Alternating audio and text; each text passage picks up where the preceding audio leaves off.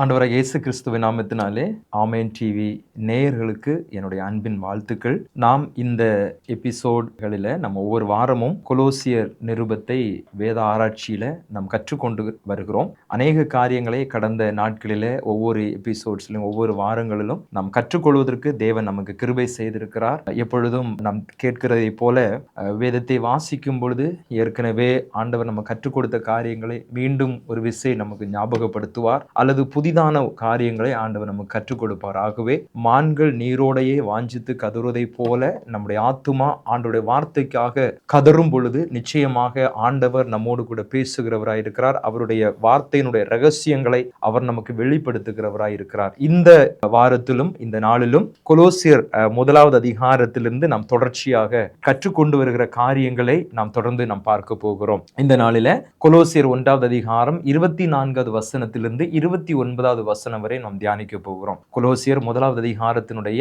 24வது வசனத்திலிருந்து 29வது வசனம் வரை நாம் தியானிக்க போகிறோம். அந்த வசனங்களை நான் முதலாவது உங்களுக்காக நான் வாசிக்கிறேன். அதற்கு பின்பு இந்த வசனங்களில் இருக்கிற காரியங்களை நாம் தியானித்து அது நம்முடைய வாழ்க்கைக்கு என்ன கற்றுத்தருகிறது, நம்முடைய வாழ்க்கையை எப்படி நாம் அமைக்க வேண்டும் என்பதை ஒரு விசை நாம் ஆலோசித்து நம்முடைய வாழ்க்கையை நாம் மீண்டும் ஒரு விசை ஆண்டவருடைய பாதத்தில் ஆண்டவருடைய கரத்தில் நாம் அர்ப்பணிப்பதற்கு ஏதுவாக இருக்கும். இந்த வசனங்கள் இப்படியாக எழுதப்பட்டிருக்கிறது. இப்பொழுது நான் உங்கள் நிமித்தம் அனுபவிக்கிற பாடுகளில் சந்தோஷம் அடைந்து கிறிஸ்துவனுடைய உபத்திரவங்களில் குறைவானதை அவருடைய சரீரமாகிய சபைக்காக என் மாம்சத்தில் நிறைவேற்றுகிறேன். ஆதி காலங்களுக்கும் தலைமுறை தலைமுறைகளுக்கும் மறைவாய் இருந்து இப்பொழுது அவருடைய பரிசுத்தவான்களுக்கு வெள்ளியாக்கப்பட்ட இரகசியமாகிய தேவ வசனத்தை பூரணமாய் தெரியப்படுத்துகிறதற்கு உங்கள் பொருட்டு தேவனால் எனக்கு அளிக்கப்பட்ட உத்தியோகத்தின்படியே நான் அந்த சபைக்கு ஊழியக்காரனானேன். புறஜாதிகளுக்குள்ளே விளங்கிய இந்த இரகசியத்தில் உள்ள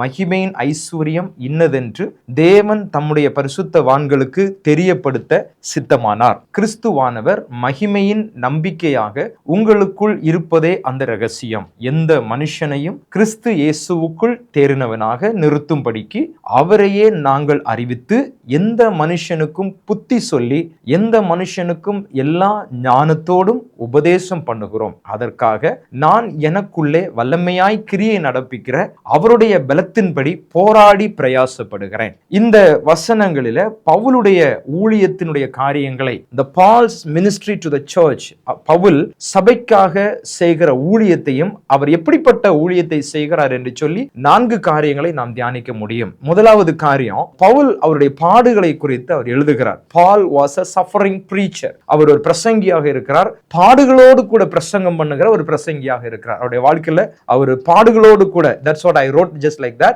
Paul was a suffering preacher அப்படின்னு சொல்லிட்டு நம்ம பார்க்கிறோம். அவர் அந்த பாடுகளை எப்படி அனுபவிக்கிறார், அந்த பாடுகளில் அவருடைய மனநிலைமை எப்படி இருக்கிறது, அவருடைய தன்மைகள் எப்படி இருக்கிறது என்று சொல்லி ஒரு சில காரியங்களை நாம் தியானிப்போம். பால் இந்த இடத்துல 1வது வசனத்துல, அந்த 24வது வசனத்துல அவர் எப்படி எழுதுகிறார், நான் உங்கள் நிமித்தம் அனுபவிக்கிற பாடுகளில் சந்தோஷம் அடைந்து, he suffered for the cause of the church and the good of the church. அவருடைய பாடுகள் ஒரு பிரயோஜனமான பாடுகளாய், அவர் ஒரு நியாயமான பாடுகளாக அவர் பார்க்கிறதை நாம் பார்க்க முடிகிறது.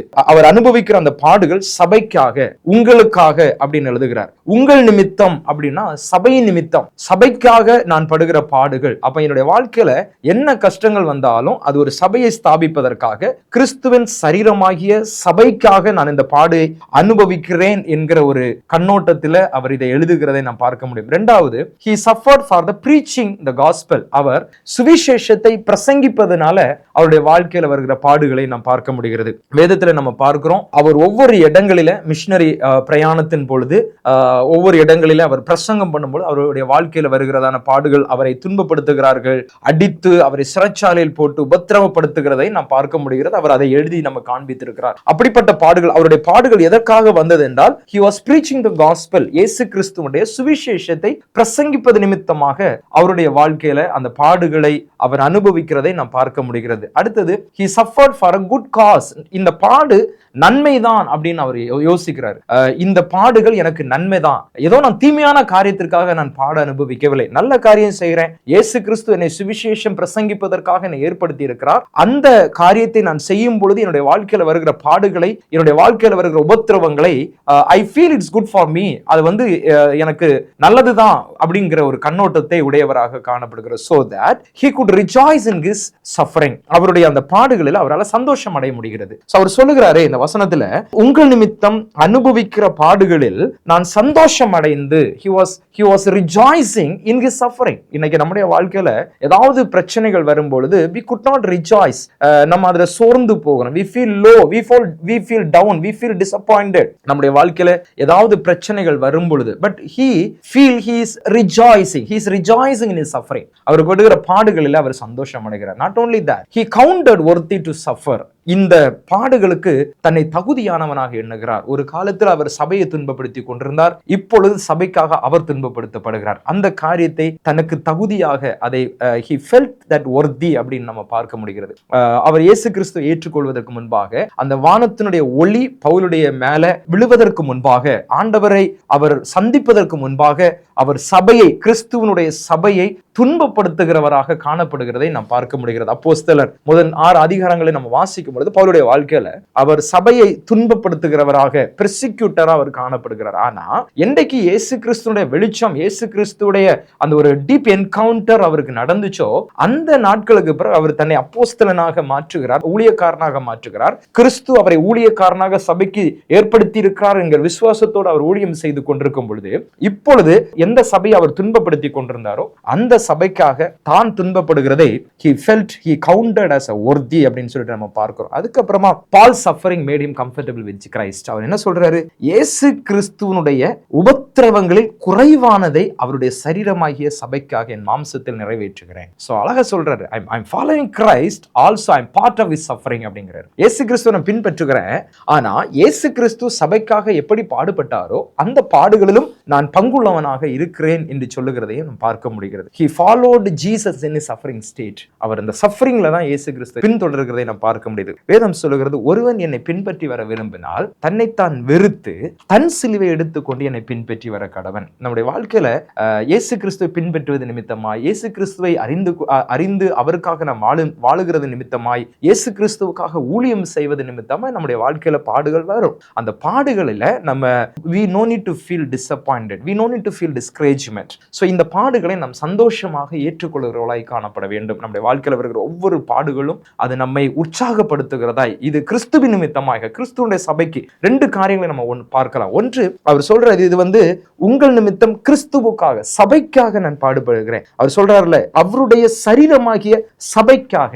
why the suffering is coming to me? 2 விதங்களில் நம்ம பார்க்கலாம். ஒன்னு, நம்முடைய குறைவுகளினால, நம்முடைய தவறுகளினால நம்முடைய வாழ்க்கையில வருகிறதான பிரச்சனைகள். இன்னொன்று, கிறிஸ்துவுக்காக, கிறிஸ்துவனுடைய சபைக்காக நான் உழைக்கும் பொழுது. இன்னைக்கு நிறைய பேர் சொல்லுவாங்க, இன்னைக்கு கேள்விப்பட்டிருக்கிறேன், நம்முடைய வாழ்க்கையில ஏதாவது பலவீனங்கள் வரும்பொழுது, குடும்பங்கள் ஏதாவது கஷ்டம் வரும்போது, இயேசு கிறிஸ்துவை அறியாதவர்கள் சொல்லுவாங்க, நீங்க இயேசு கிறிஸ்துவை பின்பற்றுகிறதுனால தான், நீங்க இந்த மார்க்கத்தை நீங்க பின்தொடர்கிறதுனால தான் உங்களுக்கு இந்த மாதிரியான கஷ்டங்கள் வருது அப்படின்னு சொல்லி நிறைய பேர் நான் கேள்விப்பட்டிருக்கிறேன். சோ நம்முடைய வாழ்க்கையில we have to understand that when we follow Jesus, நம்முடைய வாழ்க்கையில பாடுகள் உண்டு. பாடுகள் இல்லாத வாழ்க்கை அல்ல. எப்படி கடல்ல அலைகள் அடித்து கொண்டே இருக்கிறதோ அதே போல நம்முடைய வாழ்க்கையில ஒவ்வொரு சூழ்நிலையிலையும் ஏதாவது ஒரு பாடுகள் வந்து கொண்டே தான் இருக்கும். அந்த பாடுகளை நாம் சந்தோஷத்தோடு அனுபவிக்கிறவர்களாய் காணப்பட வேண்டும். when the Paul was focused in his call, அவர் அவருடைய அழைப்புல ஃபோக்கஸ்டா இருந்தாரோ, அவர் அந்த ஊழியத்து நிமித்தமாய் வருகிற பாடுகள் கிறிஸ்துவுக்காக, அவருக்கு தெரியும், why I am living in this world, நான் எதற்காக இந்த உலகத்தை நான் வாழுகிறேன், எதற்காக நான் பிடிக்கப்பட்டேன், எதற்காக நான் அழைக்கப்பட்டிருக்கிறேன் என்கிறதுல அவர் ஃபோக்கஸ்டா இருந்ததுனால இந்த பாடுகள் அவரை துன்பப்படுத்தவில்லை. இந்த பாடுகள்ல அதான் ஒரு உதாரணமா நம்ம பார்க்கிறோம். பவுலும் சீலாவும் சிறைச்சாலையில அடித்து அவர்களை தொழுமரத்துல தொங்க விட்டிருக்கும் பொழுது அவர்கள் ஆண்டவரை துதித்து ஆராதித்தார்கள் என்று சொல்லி, they were rejoicing in God in their suffering. அவருடைய பாடுகளில் அவர்கள் சந்தோஷம் அடைகிறதை நாம் பார்க்க முடிகிறது. நம்முடைய வாழ்க்கையிலையும் நம்ம இயேசு கிறிஸ்துவை பின்தொடர்கிறதுனாலயோ இல்ல இயேசு கிறிஸ்துவுக்காக ஊழியம் செய்கிறதுனாலயோ ஒரு சில பாடுகள் நம்முடைய வாழ்க்கையில வரும் பொழுது அதை நாம் சந்தோஷமாக ஏற்றுக்கொள்ள வேண்டும். என்னுடைய வாழ்க்கையிலையும் பல வருடங்களுக்கு முன்பாக நான் வட இந்தியாவில் ஊழியம் செய்யும் பொழுது அநேக பாடுகளை நாங்கள் அனுபவித்திருக்கிறோம். அது சரீர பிரகாரமான பெர்சிக்யூஷன்ஸா இருந்துச்சு. ஒவ்வொரு ஃபார்மேஷன்ல ஒரு discouragements, lot of we cannot explain all. ஒவ்வொரு தருணத்திலும் ஒவ்வொரு விதமான பிரச்சனைகளும் ஒவ்வொரு விதமான பாடுகளும் நம்முடைய, ஆனா அந்த ஆதி நாட்கள், அந்த ஏர்லி டேஸ் வந்து அடிக்கடி நம்ம மனதுல வருகிற கேள்வி, ஏன் எனக்கு இந்த பாடுகள்? நான் நன்மை தானே செய்கிறேன், நான் ஊழியம் செய்கிறேன், ஏன் அப்படின்னு சொல்லிட்டு. ஆனா நாளடைவுல இயேசு கிறிஸ்துவை நாம் பின்பற்றும் பொழுது, இயேசு கிறிஸ்துவுக்காக ஊழியம் செய்யும் பொழுது நம்முடைய வாழ்க்கையில பாடுகள் வரும் என்பதை வேதம் நமக்கு ஆணித்தரமாக கற்றுக் கொடுக்கிறது. சோ வேதம் சொல்லுகிறது, இயேசு கிறிஸ்து சீஷர்களுக்கு சொல்லுகிறது, என் நிமித்தமாய் நீங்கள் துன்பப்படுத்தப்படுவீர்கள், என் நிமித்தமாய் நீங்கள் துன்பப்படுத்தப்படுவீர்கள். சோ இந்த வசனங்களை நாம் தியானிக்கும் பொழுது பாடுகள் நம்முடைய வாழ்க்கையில் நிச்சயம், அந்த பாடுகளில நம்ம சந்தோஷம் அடைந்து, இது நான் கிறிஸ்துவுக்காக நான் படுகிற பாடு என்கிறதை இந்த பவுல் நமக்கு கற்றுக் கொடுக்கிறார். அழகாக சொல்லுகிறார், உங்கள் நிமித்தம் இந்த சபைக்காக நான் அனுபவிக்கிற பாடுகளை நான் சந்தோஷமாக நான் அனுபவிக்கிறேன். ஏன் அப்படின்னா, அது கிறிஸ்துவனுடைய அந்த உபத்திரவத்தை, இயேசு கிறிஸ்து இந்த சபைக்காக எப்படி உபத்திரப்பட்டாரோ அந்த உபத்திரவங்கள் குறைவான உபத்திரவங்களை, சோ என்னுடைய மாம்சத்தில் அதை நான் இப்பொழுது நிறைவேற்றி கொண்டிருக்கிறேன் என்று சொல்லி பால், he was a suffering preacher, அவருடைய சஃபரிங்கை அழகாக எடுத்து காண்பிக்கிறதை நான் பார்க்க முடிகிறது. இரண்டாவது காரியம், பால் was a personal evangelist. அவருடைய ஊழியத்தினுடைய ஒரு நல்ல ஒரு காரியம், அந்த one to one preacher. Paul was a one to one preacher. இந்த பர்சனல், அவர் வந்து சபைகளில் பிரசங்கம் பண்ணியிருக்கிறார், தேவாலயங்களில் அவர் பிரசங்கம் பண்ணியிருக்கிறாரு, வீடுகள் தோறும் அவர் பிரசங்கம் பண்ணியிருக்கிறாரு, தனிப்பட்ட ஊழியம், தனி மனிதனோடு கூட அவர் நேரம் செலவு பண்ணியிருக்கிறார், தீமேத்தேயு, தீத்து, இப்படிப்பட்ட தனி மனிதர்களோடு கூட he was spending time to develop them, அவங்களை உருவாக்கி இருக்கிறார். அந்த அப்படி ஊழியம் செய்யும் பொழுது அவர் 3 காரியங்களில் he was focused. என்ன அப்படின்னு நம்ம பார்த்தோம்னா 28வது வசனத்தில் நம்ம அதை பார்க்கலாம். ஒன்னு, he was preaching, பிரசங்கிக்கிறது. அவருடைய ஊழியத்தில் அவர் பிரசங்கிக்கிறார், இயேசுதான் தேவன், இயேசு கிறிஸ்து இந்த உலகத்துல ஜீவனாக இருக்கிறார், ஒளியாக இருக்கிறார், இயேசுவே வழியும் சத்தியமும் ஜீவனும், பரலோகத்திற்கு போவதற்கு இயேசுதான் வழி என்று சொல்லக்கூடிய அந்த உன்னதமான பிரசங்கத்தை, பாவத்திலிருந்து விடுதலை பெற வேண்டும் என்றால் இயேசுனுடைய ரத்தம் அது சகல பாவங்களை நீக்குகிறது என்கிற அந்த சுவிசேஷத்தை பிரசங்கிக்கிறார். இரண்டாவது, he was warning people, எச்சரிக்கிறாரு. சோ சபைகளில் நம்ம இந்த நிருபங்களை வாசித்து பார்க்கும் பொழுது அவர் சபைகளுக்கு ஒரு எச்சரிப்பை கொடுக்கிறதையும் நம்ம பார்க்க முடியும். கலாத்தியர்ல வாசிக்கும் பொழுது அவர் சொல்றாரு, புத்தி இல்லாத கலாத்தியர்களே நீங்கள் எச்சரிக்கையா இருங்கள் அப்படின்னு சொல்றாரு. கள்ள தீர்க்க தரிசிகளுக்கு எச்சரிக்கையா இருங்கள், வேதத்தை புரட்டுகிறவர்களுக்கு எச்சரிக்கையா இருங்கள், வேத வசனங்களை மாற்றி பேசுகிறவர்களுக்கு எச்சரிக்கையா இருங்கள், தேவனுடைய ஊழியத்தை தன்னுடைய சொந்த ஆதாயத்திற்காக செய்கிறவர்களுக்கு எச்சரிக்கையா இருங்கள் என்று சொல்லி. அப்ப அந்த எச்சரிக்கையா இருப்பது எப்ப நம்ம எச்சரிக்கையா இருப்போம்னா, when we get warning then we will be aware. So வார்னிங்கே நமக்கு இல்ல அப்படின்னா, இப்ப ஃபார் எக்ஸாம்பிள் நம்ம ஒரு பெரிய டிரான்ஸ்ஃபார்மர் பக்கத்துல போகும் பொழுது நம்ம அது பக்கத்துல போகக்கூடாது, அதை தொடக்கூடாதுங்கிற ஒரு பெரிய வார்னிங் சிக்னல் வச்சிருப்பாங்க. சோ அந்த வார்னிங் சிக்னல் நமக்கு தெரியறதுனால we won't touch it, we won't go near to that. அதே மாதிரி நமக்கு ஆபத்துகளிலிருந்து நம்ம தப்பித்துக் கொள்வதற்கு we need to know the warning. அது இந்த வேத வசனம் அழகாக நமக்கு காண்பிக்கிறது. பவுல் வந்து அதை கற்றுக் கொடுக்கிறதை நம்ம பார்க்கிறோம். வார்னிங், எச்சரிக்கையாருங்கள், இப்படிப்பட்ட சம்பவங்கள் நடக்கும், இப்படிப்பட்ட காரியங்கள் உண்டாகும், சோ நீங்க எச்சரிக்கையாருங்கள் என்று சொல்லி வேத வசனத்தை எச்சரிப்பிற்காக அவர் பிரசங்கிக்கிறதை நம்ம பார்க்க முடியும். இரண்டாவது, போதிக்கிறார். he was teaching. 3 காரியங்களை பார்த்தோம். ஒன்று,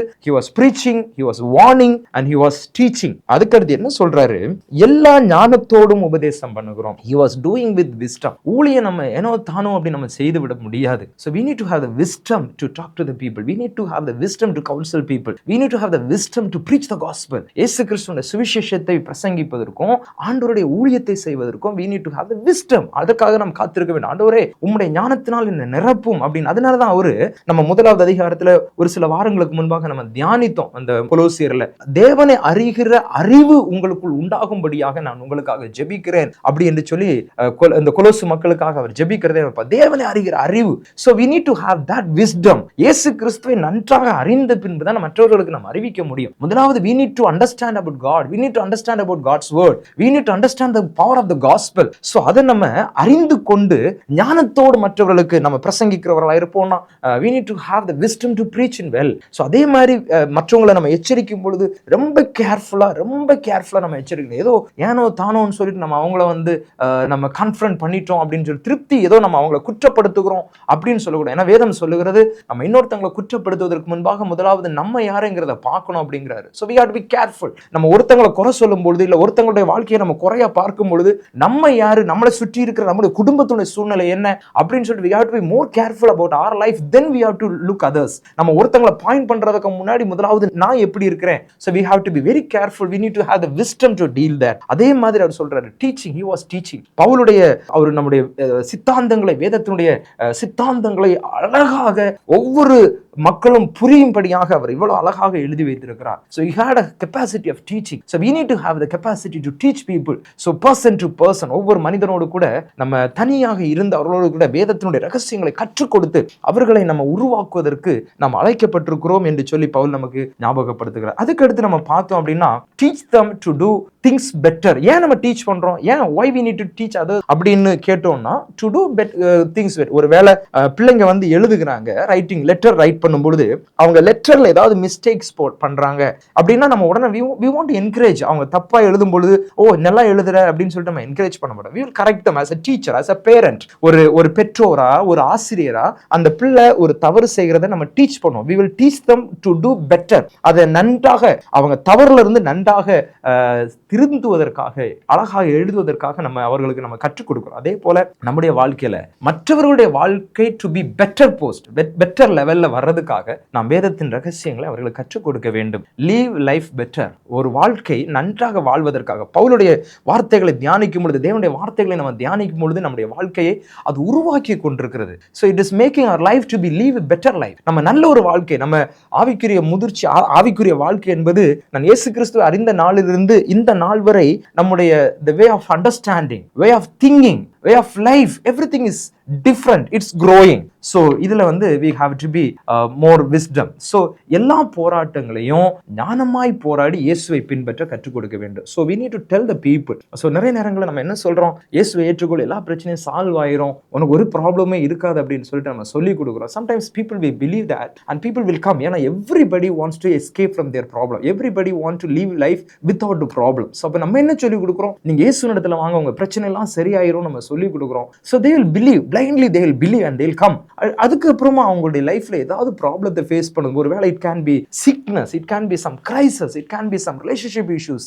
அந்த மாதிரியான ப்ராப்ளம்ஸ் வரும்போது அவங்க ஈஸியா எளிதாக பேக்சைட் ஆயிடுவாங்க. நீங்க தான் சொன்னீங்க எல்லாமே பிரச்சனை சால்வ் ஆயிடும், எனக்கு ஒரு ப்ராப்ளமே, எனக்கு எந்த பிரச்சனையும் சால்வ் ஆயிடல, எனக்கு பிரச்சனை கூடிட்டே போகுது அப்படின்னு சொல்லிட்டு சொல்லுவாங்க. So we need to have that wisdom. So மற்றவங்களுக்கு நம்ம சொல்லி கொடுக்கும் பொழுது கேர்ஃபுல்லா, இயேசு கிறிஸ்துவை ஏற்றுக்கொண்ட பிறகு நம்முடைய வாழ்க்கையிலும் பாடுகள் உண்டு. இதை பார்த்து கொண்டிருக்கிற, கிறிஸ்தவ வாழ்க்கை வாழ்ந்து கொண்டிருக்கிற விசுவாசிகளா இருக்கிற, ஊழியர்களா இருக்கிற நம்முடைய வாழ்க்கையிலும் பாடுகள் உண்டு. ஆனாலும் நம்ம சோர்ந்து போகாம, as Paul said, I am rejoicing in my suffering. என்னுடைய பாடுகளில நான் சந்தோஷப்படுகிறேன் என்கிற ஒரு காரியத்தை மற்றவர்களுக்கு நாம் கற்றுக் கொடுக்க வேண்டும். இதை எதற்காக கற்றுக் கொடுக்கிறார்? இன்னொரு வார்த்தை அவர் சொல்றாரு, நீங்கள் தேறினவனாக, 28வது வசனத்துல, எந்த மனுஷனையும் கிறிஸ்து இயேசுவுக்குள் தேறினவனாக நிறுத்தும்படிக்கு. தேறினவனாக. அப்போ இன்றைக்கு வேத வசனம் நம்மை தேறினவர்களாக மாற்றிக் கொண்டிருக்கிறார். ஒரு சில காரியங்களை அவர் ஞாபகப்படுத்துகிறார். பிலிப்பியர் 3வது அதிகாரம் 15வது வசனத்தில் அவர் எழுதும்போது இப்படி எழுதுகிறார், தேர்ந்தவர்கள் யாவரும் ஒரே சிந்தையுடையவர்களாக இருக்க வேண்டும். தேர்ந்தவர்களுடைய thought process will be different. So when I get matured, when I grow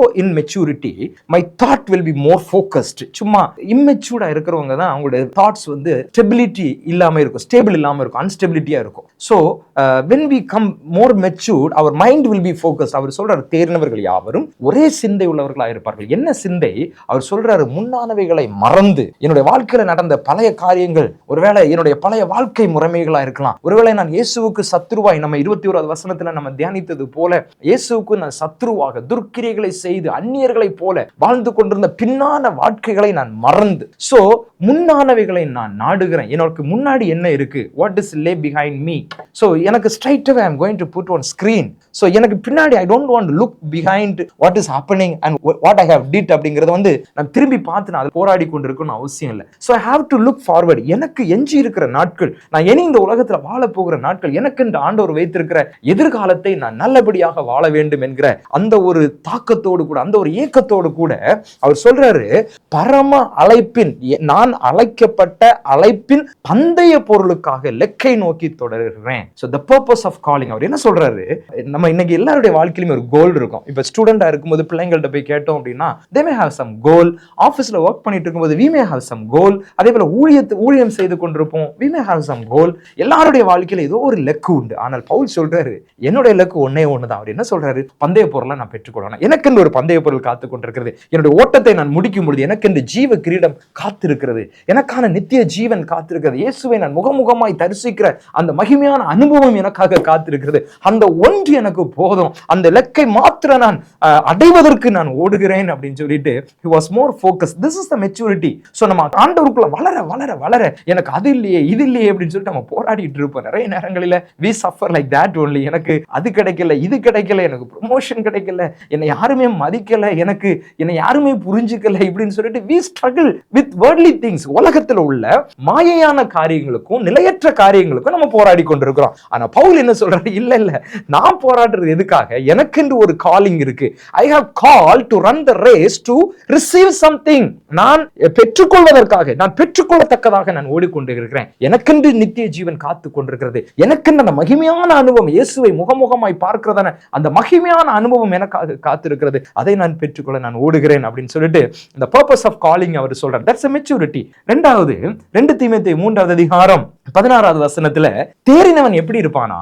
எந்த நற்கிரியையும் செய்ய தகுதி உள்ளவனாக இருப்பான் என்று சொல்லி எழுதப்பட்டிருக்கிறது. இயேசு கிறிஸ்து உலகத்தில் இருக்கும் பொழுது நன்மை செய்கிறவராய் சுற்றி திரிந்தார் என்று எழுதப்பட்டிருக்கிறது. நன்மை செய்கிறார். ஆண்டவராக இயேசு கிறிஸ்து உலகத்தில் இருக்கும் பொழுது, மனிதனாக இந்த உலகத்தில் அவர் வாழும் பொழுது எந்த ஒரு தீமையும் யாருக்கும் தீமை செய்யல, எல்லாருக்கும் நன்மை செய்தார். அவருக்கு தீமை செய்ய நினைத்தவர்களுக்கும் நன்மை செய்தார். அதான் இயேசு கிறிஸ்து. அப்ப அந்த maturity, we are following the footsteps of Jesus. நாம் இயேசுவை போல, இயேசுவை பின்பற்றி இயேசுடைய சாயலை பெற்றுக் கொண்டிருக்கிற நாம இயேசு கிறிஸ்து என்ன செய்தாரோ அதை நாம் செய்ய அழைக்கப்பட்டிருக்கிறோம். இயேசு கிறிஸ்து நற்கிரியைகளை செய்தார். So we call to do good things. அந்த நற்கிரியைகளை செய்ய தகுதி உள்ளவர்களாக நம்ம எப்ப மாறுவோம்? When we get more mature. நம்ம தேர்ந்தவர்களாய் மாறும் பொழுது அந்த தேர்ந்தவர்கள் எப்படி வரும்? நற்கிரியை செய்ய தகுதி எப்ப வரும்? நம்ம உபதேசிக்கப்பட வேண்டும். கடிந்து கொள்ளப்பட்ட உபதேசித்து கடிந்து கொண்டு சீர்திருத்தி நீதியை படிப்பிக்கிறது. அதுதான் நம்மள சும்மா எல்லாம் நம்ம நற்கிரியை செய்ய முடியாது. சும்மா நம்ம தேர்ந்தவர்களாய் மாற முடியாது. We should have the teaching. உபதேசித்து நம்மளை உபதேசிக்க, வேதம் உபதேசிக்கிறது. நம்முடைய ஆவிக்குரிய மனிதர்கள் நம்மை உபதேசிக்கிறார்கள். கடிந்து கொள்ளப்படுகிறோம், சீர்திருத்தப்படுகிறோம், நீதியை படிப்பிக்கப்படுகிறோம். சோ இந்த காரியங்கள் நம்முடைய வாழ்க்கையில வரும் பொழுது நாம் நிச்சயமாக தகுதி உள்ளவனாக நற்கிரியைகளை செய்ய தகுதி உள்ளவன், நற்கிரியைகளை செய்ய நம்ம சோர்ந்து போகாம. சோ இயேசு கிறிஸ்துவை எதிர்த்தவர்களுக்கும் அவர் நன்மை செய்கிறார். இயேசு கிறிஸ்துவை பிடிக்க வர்ற ஒருத்தருடைய காவலாளியுடைய காதை பேதுரு வெட்டுகிறார். பேதுரு சொல்றார், இல்ல நீ don't to that, don't react like that. அவன் என்ன பிடிக்க வந்திருக்கான், அவனை உபத்திரவம் பண்ணாத அப்படின்னு சொல்லிட்டு அந்த வெட்டப்பட்ட காதையும் இயேசு கிறிஸ்து அவனுக்கு சுகப்படுத்தி கொடுக்கிறத நம்ம பார்க்கிறோம். இயேசு கிறிஸ்து யாரெல்லாம் துன்பப்படுத்தினார்களோ, நமக்கு அதோடைய அந்த எக்ஸ்ட்ரீம் தாட்ஸ் அவரை அவமானப்படுத்தி, அவருடைய வஸ்திரங்களை கழற்றி, அவரை துன்பப்படுத்தி, உபத்திரவப்படுத்தி, அவரை வாரினால் அடித்து, முள் கிரீடத்தை தலையில வைத்து, சிலுவையில தொங்க விடப்பட்டு, அப்படியே ரத்தம் வடிய அவர் தொங்கிட்டு இருக்கும்போது இயேசு கிறிஸ்து சொல்றாரு, என்ன உபத்திரவித்தவர்கள் அவங்க என்ன செய்யறாங்கன்னு அவங்களுக்கே தெரியல, அவங்களை மன்னியும் அப்படின்னு சொல்லிட்டு இயேசு கிறிஸ்து தன்னை துன்பப்படுத்தினவர்களை மன்னிக்கிறது. That's a maturity. God called us for us. நம்ம துன்பப்படுத்துகிறவர்களை மன்னிக்க, துன்பப்படுத்துகிறவர்களுக்கு நற்கிரியைகளை செய்வதற்கு நாம் அழைக்கப்பட்டிருக்கிறோம். ஏன் ஆண்டவர் நம்மளை தேர்ந்தவர்களாய் மாற்றுகிறார்? எதற்காக? Why we need to be more matured அப்படின்னு பார்த்தோம்னா, எபேசியர் 5வது அதிகாரம் 27வது வசனத்துல வாசிக்கிறோம், கரை திரை இல்லாமல் பரிசுத்தமும் பிழையற்றதுமான மகிமை உள்ள சபையாக தமக்கு முன்பு நிறுத்தப்படும்படியாக. நம்ம போன எபிசோட்ல நம்ம தியானித்தோம், இயேசு கிறிஸ்து நம்மை பரிசுத்தமும் குற்றமற்றவர்களாக அவருக்கு முன்பாக நிறுத்தும்படியாக நம்மை ஒப்புரவாக்கி இருக்கிறார். இப்ப பவுல் சொல்றாரு, கரை திரை இல்லாம, நம்முடைய வாழ்க்கையில எந்த ஒரு கரையும் இல்லாம பரிசுத்தமும் பிழையற்றதுமான ஒரு மகிமையுள்ள சபையாக தேவனுக்கு முன்பாக நிறுத்தும்படியாக வேத வசனம் என்னை முதிர்ச்சி உள்ளவனாக மாற்றி கொண்டிருக்கிறது. The God's word is making us to be more mature. எதற்காக? To stand in the holy place in front of holy God. அந்த பரிசுத்தமுள்ள தேவனுக்கு முன்பாக கரை திரை இல்லாமல் பரிசுத்தமும் பிழையற்றதுமான மகிமையுள்ள ஒரு சபையாக நிறுத்தும்படியாக ஆண்டவர். மூன்றாவதாக, கடைசியாக நம்ம இந்த வசனங்களிலிருந்து என்ன தியானிக்கிறோம்? The gospel, the whisper, ரகசியம், அந்த சுவிசேஷத்தினுடைய ரகசியம். அதுல பார்க்கிறோம், மறைவாய் இருந்த ரகசியம் இப்பொழுது வெளியாக்கப்பட்டிருக்கிறது. ஒரு ரகசியம், அந்த சுவிசேஷத்தோட ரகசியம் மறைவா இருந்துச்சா, அது இப்ப வெளிப்பட்டிருக்கான். எபேசியர் 3வது அதிகாரம் 3வது வசனத்துல நம்ம வாசிக்கிறோம், புறஜாதிகள் சுவிசேஷத்தினாலே உடன் சுதந்திரராயும் ஒரே சரீரத்தில் உள்ளானவர்களுமாய் கிறிஸ்துவுக்குள் அவர் பண்ணின வாக்கு தத்தத்துக்கு உடன் பங்காளிகளுமாய் இருக்கிறார்கள் என்கிற இந்த ரகசியத்தை அவர் எனக்கு வெளிப்படுத்தி அறிவித்தார். இந்த ரகசியம் இப்பொழுது அவருடைய பரிசுத்த அப்போஸ்தலருக்கும் தீர்க்கதரிசிகளுக்கும் ஆவியானவராலே வெளிப்படுத்தப்பட்டிருக்கிறது போல முற்காலங்களில் மனுபுத்திரருக்கு அறிவிக்கப்படவில்லை. சோ அப்போ இந்த சுவிசேஷத்துடைய வல்லமை முற்காலத்தில் உள்ளவர்களுக்கு அறிவிக்கப்படவில்லை. அந்த சுவிசேஷத்தோட வல்லமை என்ன? புறஜாதிகள், இந்த உலகத்தில் உள்ள எல்லா சிருஷ்டியும் அவருடைய சுதந்திரராய் மாறப்போகிறார்கள், அவருடைய சரீரத்திற்குள்ளானவர்களாய் மாறப்போகிறார்கள், இயேசு கிறிஸ்துவுக்குள் இருக்கிற எல்லா உடன்படிக்கைக்கும் பங்காளிகளாய் மாறப்போகிறார்கள் என்கிற ரகசியத்தை பவுலுக்கும் அப்போஸ்தலர்களுக்கும் நமக்கும் ஆண்டவர் வெளிப்படுத்தி இருக்கிறார். இந்த வெளிப்பாடை முற்காலங்களில் மனுபுத்திரர்களுக்கு வெளிப்படுத்தப்படவில்லை, அறிவிக்கப்படவில்லை என்று சொல்லுகிறார். அதுதான் அந்த சுவிசேஷத்தோட வல்லமை. நம்ம சுவிசேஷம் என்ன? அது இஸ்ரவேல் ஜனங்களுக்குரியது மட்டும்தான், யூதர்களுக்குரியது மட்டும்தான் அப்படின்றல்ல. எல்லா புறஜாதிகளும் கிறிஸ்துவுக்குள் உடன் பங்காளிகளாய் மாறும்படியாக எல்லாருமே இந்த உலகத்தினுடைய சகல, அதனாலதான் இயேசு கிறிஸ்து சீஷர்களுக்கு சொல்லும் பொழுது சகல சிருஷ்டிகளுக்கும் சுவிசேஷத்தை அறிவியுங்கள் என்று சொல்லுகிறார். So we all come to in one family in Christ. எல்லாருமே ஒரே குடும்பமாய் மாற, அதுதான் சுவிசேஷத்தோட ரகசியம் என்று எழுதப்பட்டிருக்கிறது. கடைசியாக பவுலுடைய டியூட்டியை பத்தி எழுதி அவர் இந்த அதிகாரத்தை முடிக்கிறார். பவுலுடைய டியூட்டி என்ன? அவர் சொல்றார் 23வது வசனத்துல சொல்லுகிறாரு, இதற்காகத்தான் பாடுகளை அனுபவிக்கிறதற்கும் மற்றவங்களை கிறிஸ்துவுக்குள் தேர்ந்தவனாய் மாற்றுவதற்காகவும் இந்த சுவிசேஷத்தில் மறைந்திருக்கிற ரகசியத்தை வெளிப்படுத்துவதற்காகவும் நான் ஊழியக்காரனானேன் அப்படின்னு சொல்லிட்டு சொல்றாரு. சோ அது மாத்திரம் இல்ல, நான் ஊழியக்காரனா மட்டும் இல்ல, 26வது வசனத்துல சொல்றாரு, இது எனக்கு கொடுக்கப்பட்ட உத்தியோகம் அப்படிங்கிறாரு. இட் இஸ் மை ஜாப் அப்படிங்கிறார். Appointed. So the heavenly appointment he was receiving the heavenly. ஊழியம் செய்றவங்க நம்ம we have to understand. நிறைய நேரங்கள ஊழியம் செய்றவங்க நம்ம சோர்ந்து போகிறோம். we need to understand. இது நமக்கு கொடுக்கப்பட்டிருக்கிற உத்தியோகம், ஜாப். இந்த ஜாப் யார் நமக்கு கொடுத்திருக்கிறா? God directly given this appointment. So அவர் என்ன சொல்றாரு? அது எதற்காக? சோ நம்ம பாடுகளை அனுபவிப்பதற்கும் பாடுகளோடு கூட ஊழியம் செய்வதற்கும், அது மாத்திரம் இல்லாம மற்றவர்களை கிறிஸ்துவுக்குள் தேர்ந்தவர்களாய் மாற்றுவதற்காக, அந்த சுவிசேஷனோட ரகசியத்தை ஜனங்களுக்கு எடுத்து செல்வதற்காக நமக்கு இது நம்ம உத்தியோகக்காரனாய் நாம் மாறி இருக்கிறோம். சோ ஒரு ஒர்க்கை, ஒரு ஜாபை ஆண்டவர் நம்ம கொடுத்திருக்கிறார். அவர் சொல்றாரு, இந்த உத்தியோகம் எனக்கு எதற்காக கொடுக்கப்பட்டிருக்கிறார்? சொல்றாரு, சகல சிருஷ்டிகளுக்கும் சுவிசேஷத்தை பிரசங்கிப்பதற்கு எனக்கு இந்த உத்தியோகம் கொடுக்கப்பட்டிருந்த ஜாப், இந்த responsibility why I have received to preach the gospel to every creations. So எல்லா படைப்புக்கும், ஆண்டவரால் படைக்கப்பட்ட எல்லாருக்கும், சகல ஜாதிகளுக்கும் சகல சிருஷ்டிகளுக்கும் சுவிசேஷத்தை பிரசங்கிப்பதற்காக, தேவ வசனத்தை பூரணமாய் தெரியப்படுத்துவதற்காக, மூன்றாவது சபைக்கு ஊழியம் செய்வதற்காக அப்படின்னு சொல்லிட்டு அவர் இதை எழுதி முடிக்கிறார். சோ இன்றைக்கு இந்த வேத ஆராய்ச்சியில நம்ம கேட்டுக்கொண்டிருக்கிற நம்முடைய வாழ்க்கையில so we have the responsibility, we are appointed by God. இயேசு கிறிஸ்து அறிந்து கொண்ட ஒவ்வொருவரும் வேதம் சொல்லுகிறது, அவரை பின்பற்றுகிற சீஷர்கள் உலகமெங்கும் புறப்பட்டு போய் சகல ஜாதிகளையும் சீஷராக்கி அப்படின்னு எழுதப்பட்டிருக்கிறது. எல்லா சிருஷ்டிகளுக்கும் சுவிசேஷத்தை பிரசங்கிப்பது நம்முடைய தலையாய கடமை என்பதை நாம் அறிந்து கொள்ள வேண்டும். தேவ வசனத்தினுடைய பூரணத்தை மற்றவர்களுக்கு கற்றுக் கொடுப்பதற்கு நாம் கடனாளிகளாய் இருக்கிறோம். நாம் கற்றுக்கொண்ட காரியங்களை மற்றவர்களுக்கு கற்றுக் கொடுப்பதற்கு, நாம் அறிந்து கொண்ட காரியங்களை மற்றவர்களுக்கு அறிந்து கொடுப்பதற்கு. அதனாலதான் ஐ ஹாவ் த ஹேபிட், எப்பெல்லாம் நான் குவைட் டைம் எடுக்கிறனோ அதை மற்றவங்களுக்கு நான் கற்றுக் கொடுப்பதற்கு ஆசைப்படுவேன். ஏன் அப்படின்னா ஆண்டவர் எனக்கு கற்றுக் கொடுத்திருக்கிறார், நான் மற்றவங்களுக்கு கற்றுக் கொடுக்கணும். அந்த எண்ணம் உடையவர்களாய் நம்ம மட்டும் கற்றுக்கொண்டு வாழ்கிற வாழ்க்கை அல்ல, மற்றவர்களுக்கு கற்றுக் கொடுக்கிற ஒரு வாழ்க்கை. ஏனென்றால் மற்றவர்களையும் நாம் தேர்ந்தவர்களாய் மாற்றுவதற்கு நாம் அழைக்கப்பட்டிருக்கிறோம். சபைக்கு ஊழியம் செய்வதற்கு, ஏதோ சபைக்கு போன நான் ஆராதிச்சேன் நான் வந்துட்டேன் அப்படின்னு இல்ல. So we are called to serve in church. சபைக்காக, கிறிஸ்து என்கிற சரீரமாகிய சபையில, கிறிஸ்துவின் சரீரமாகிய சபையில நாம் ஊழியம் செய்வதற்காக நாம் அழைக்கப்பட்டிருக்கிறோம். சோ ஒரு கை திடீர்னு இல்ல நான் இந்த ஒரு வேலை மட்டும்தான் நான் செய்வேன், இதை சாப்பிட்றதுக்கு மட்டும்தான் நான் யூஸ் பண்ணுவேன் அப்படின்னு இல்லை. எல்லா வேலைக்கும் இந்த கை இந்த சரீரத்துக்கு உபயோகமா இருப்பதை போல இந்த சரீரமாகிய சபையில அங்கத்தினர்களாக இணைக்கப்பட்டிருக்கிற நாம எல்லா காரியங்களிலும் நாம் பங்குள்ளவர்களாக இருக்கிறோம். எல்லா காரியத்தையும் செய்வதற்கு நாம் கடமைப்பட்டிருக்கிறோம் என்பதை நாம் உணர்ந்து கொள்ள வேண்டும். ஆகவே தான் பவுல் சொல்றாரு, நான் நல்ல போராட்டத்தை போராடினேன், ஓட்டத்தை முடித்தேன். இது வாழ்க்கை என்பது ஒரு போராட்டம், போராடி கொண்டே நம்ம இருப்போம். ஒரு நாள் இந்த போராட்டம் முடியும். இந்த போராட்டத்தினுடைய முடிவில் அந்த மகிமையான அனுபவம் நமக்காக காத்திருக்கிறது. வேத வசனங்களிலிருந்து ஆண்டவர் நம்ம கற்றுக் கொடுத்த காரியங்களை தொடர்ந்து நாம் தியானிப்போம். நிச்சயமாக ஆண்டவர் நம்முடைய வாழ்க்கையில் ஒரு பெரிய விடுதலையை உண்டாக்குவார். நம்மையும் இந்த பாடுகளோடு கூட சந்தோஷம் அடைகிற அனுபவத்தை ஆண்டவர் உண்டாக்குவார். எப்படி பவுல் அவருடைய பாடுகள் அவர் சந்தோஷம் அடைகிறாரோ, அதே போல நம்முடைய வாழ்க்கையில வருகிற கஷ்டங்கள், பாடுகள், நெருக்கங்களிலும் நம்ம சந்தோஷத்தை அனுபவிப்பதற்கு ஆண்டவர் உதவி செய்வார். அந்த சுவிசேஷத்தினுடைய ரகசியத்தை நம்முடைய வாழ்க்கையில் ஆண்டவர் வெளிப்படுத்தி இருக்கிறார். அதை மற்றவர்களுக்கு வெளிப்படுத்துவதற்கு ஆண்டவர் நம்மை பயன்படுத்துகிறோம். அது மட்டும் இல்ல, மற்றவர்களை நாம் தேர்ந்தவர்களாய் மாற்றுவதற்கு நாம் அழைக்கப்பட்டிருக்கிறோம். அதற்காக நான் பிரயாசப்பட வேண்டும் என்கிற ஒரு அர்ப்பணிப்போடு இந்த வேத ஆராய்ச்சியை நான் ஜெபித்து முடிக்க விரும்புகிறேன். கண்களை மூடி நாம் ஜெபிப்போம். அன்பின் ஆண்டவரே, இந்த நல்ல நேரத்திற்காக நாங்கள் நன்றி செலுகிறோம். உம்முடைய வேத வசனம் ஆண்டவரே பரிசுத்த ஆவியினால் எழுதப்பட்டிருக்கிறது, எங்களை உபதேசிக்கிறது, எங்களை சீர்படுத்துகிறது.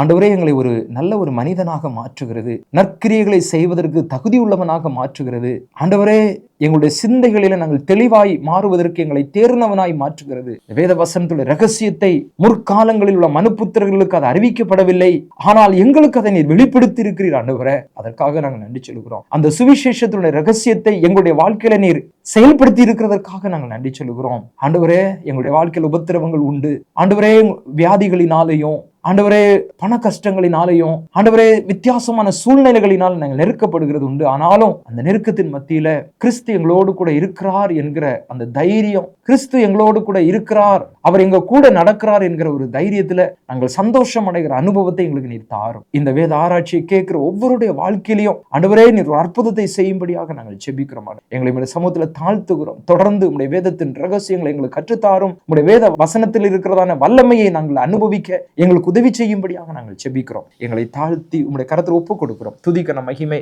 எல்லாமுக்கு செலுத்தி இரட்சகர் மீட்பெருமாய் இருக்கிற இயேசு கிறிஸ்து மூலமாய் ஜெபிக்கிறோம். ஜீவனுள்ள நல்ல பிதாவே, ஆமென்.